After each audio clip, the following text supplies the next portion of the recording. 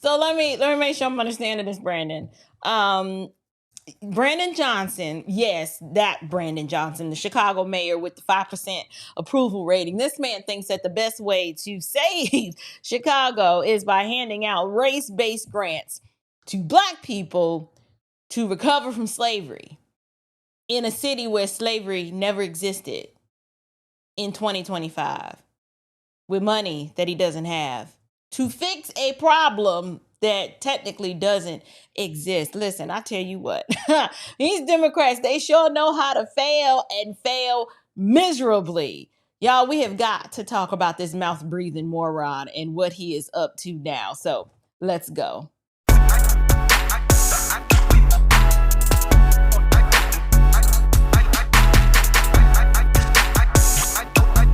Grace and peace, you guys. Welcome back to Unshakable with April Chapman, where we discuss all things social, cultural, political, and theological from a biblical perspective. I am your host, April Chapman, and welcome to today's show. Y'all, I ain't gonna lie, I'm about to drag this latest scheme out of Chicago right into the light of truth. But you know, I got the clown. I got the clown before we get to the truth. So, Chicago Mayor Brandon Johnson, whose leadership has been about as stable as a one-legged stool, this man has decided to go and to fix generational poverty. He thought that he could issue a $4 million race-based grant under something that he is calling Wealth Our Way Capital Grant Program. So catch this. Up to $500,000 per project, but only for those deemed historically impacted by slavery. Y'all take a listen. Our way will bring to black residents in reclaiming ownership of our own communities. That is the spirit of Juneteenth, you all. It is about reflecting on our past. Other cultures are taught to never forget. We need to be reminded as blacks here in Chicago and America, remembering our past and working towards a more just future. Investing in black is not a criminal act.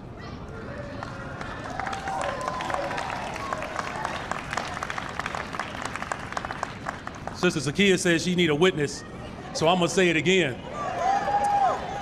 Investing in black is not a criminal act.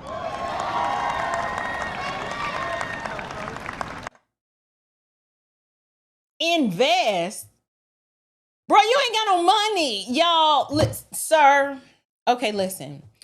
Last time I checked, let's just deal with reality. Illinois was a union state, and slavery was outlawed in Illinois before Chicago even became a major city. So I'm trying to understand who exactly is walking around with chains on their ankles in 2025 and are in need of some sort of reparations. Now, truth be told, I would argue that the people who actually voted for Brandon Johnson, oh yeah, they are definitely in some sort of ideological slavery with chains all around their necks and their brains and their hands and their feet.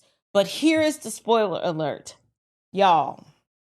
No one alive today is actually suffering direct harm. Like, you could reach and be like, well, you know, kind of, sort of, but no, you're not suffering direct harm from slavery. And if you actually believe that you are, you do need help. But it's not the kind of help that Brandon Johnson is trying to give you. Y'all, this is not about healing wounds. This man is not interested in healing anything. This fool is out here trying to pander for votes and to keep black folks emotionally enslaved to a victim mindset that benefits corrupt politicians like himself. So listen, this is why I'm always saying Democrats are masters looking for slaves, and Democrat voters are slaves looking for masters. Do you see how obsessed Democrats are with talking about slavery? They love living in the past and bringing it up every chance they get because they miss it. Oh, they miss slavery. Oh, so much. They actually miss it. And that's why they keep coming up with new names to keep slavery going, but they just they just wrap it up in different clothes. So this is their new shtick. But y'all, this Negro city is broke. His city is broke. Like, He's out here with no money trying to buy votes. And my question is anyone going to talk about the money? Because Chicago is broke. As in, we gave all of our money to illegals broke. Like they broke. And I don't know if the expectation was for the blacks in Chicago to forget about all the money that he spent on the illegals. And this is his last ditch effort to say, see, I didn't forget about y'all either. But listen, we cannot let anyone forget that Brandon welcomed boatloads of illegal immigrants into his city like it was a family reunion. And now he's trying to play Robin Hood with a zero balance. Like actually his balance is in the negative. So my question is, where is he going to get the money from? Where is he going to get the money from? Money doesn't just manifest.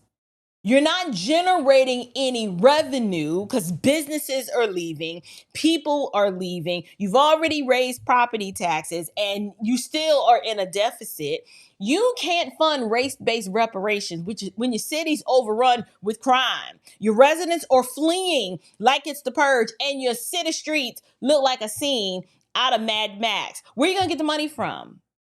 What he needs to be doing, instead of fixing the potholes or reducing crime, restoring law and order, I don't know, since he's an educator, what about raising literacy rates? Brandon, instead, he wants to hand out equity cash based on melanin. Y'all, that is government sanctioned racism. And sadly, the 6% of people that still thinks he's doing a good job actually agree with him. And that's the part that's sad. But what we are watching Marxist madness just play out like in real time. And biblically speaking, justice isn't based on what your ancestors went through or your ancestors' oppression. It's actually based on righteousness. So we read in Ezekiel 18:20, it says, the soul who sins shall die. Let me read that again. The soul who sins shall die. The son shall not suffer for the iniquity of the father. Listen, translation and modern application, you don't get a check just because your great granddaddy picked cotton. Okay? Now you do get judged by what you do. And at this point, Chicago, I am absolutely judging you because you voted for this moronic male. You voted for him, and so many of us are trying to figure out what the heck were you thinking. So yes, we are judging you. But this whole reparations model, it is nothing more than Marxism in a Sunday suit, redistributing wealth based on group identity. It has nothing to do with merit or need. The whole idea behind Marxism, it's to divide citizens into these oppressor and oppression groups. None of that is biblical. None of that is even righteous or justice or fair. But that's what critical race theory gets you. It's CRT wrapped in a race hustler's hustle. And the people of Chicago, I'm trying to understand, why aren't y'all tired yet? Here's the truth. I'm going to say this whole thing, this is going to flop harder than this latest press conference. Why? Because one, there is no legal precedent for race-based wealth distribution from a mayor's office. Like, this dude thinks he's governor and he lacks so much self-awareness, he will probably run for governor one day. Like, in his heart of hearts, he really believes that he's doing something and that people are going to vote for him to be governor. He's delusional just like Kamala is.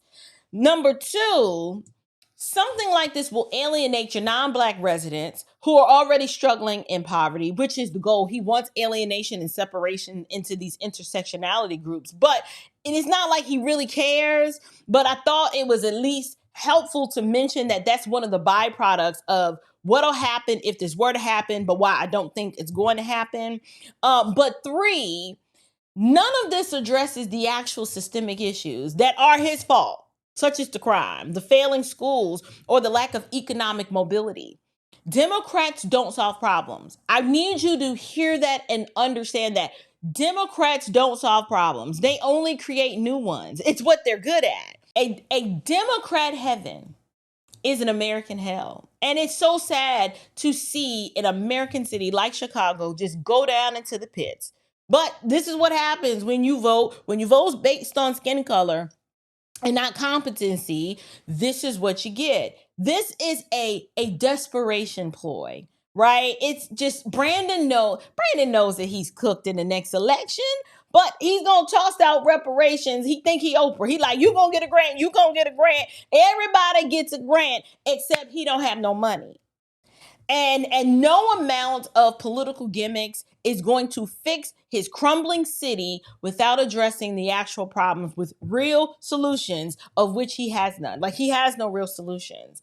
And so listen, if you are tired of the lies and the pandering and the plantation politics that's dressed up as progress, I need you to share this episode. Let folks know that real justice doesn't come from these race-based handouts. It comes from something that Democrats know nothing about, which is personal responsibility, right? Having a healthy doctrine of work, not creating another dependent class. And yes, putting your faith in Christ and not in government, keeping your eyes focused on what's important, holding government accountable, but not looking to the government as God to solve all of your problems. And so if you want a biblical foundation to help you kind of navigate all of this chaos, I need you to check out, I have a best-selling Bible study workbook, and it's called Search the Word. You can get it over at standardhomeandliving.com, because listen, discernment in these times, it is not optional in a world gone mad. You need to know how to navigate the scriptures with precision and clarity in these last and evil days. And that is the perfect resource to help you do that. But I am curious to know, what do you guys think? Like, do you really believe that Brandon Johnson is what he's attempting to do will actually, one, actually help, and two, will help him win a re-election? Or do you believe that this is just another joke? This is just a smokescreen done by Democrats to cover up their lack of job performance. They don't want you to look at what they're doing. They like, look at the shiny thing over here. Man, I tell you, these liberals are sure low down, aren't they? They really are. But anyway, I'm April Chapman. You've been watching Unshakable, where we don't bow to the woke nonsense. We stand firm on the truth. So until next time, stay unshakable. Grace and peace.